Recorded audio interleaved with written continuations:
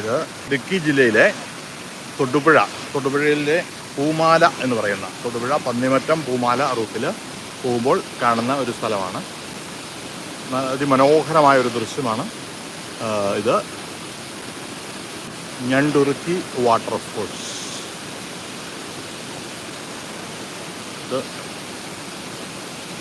നമുക്ക് ഈ കാണുന്ന പോലെ തന്നെ വളരെ മനോഹരമായ സ്ഥലം.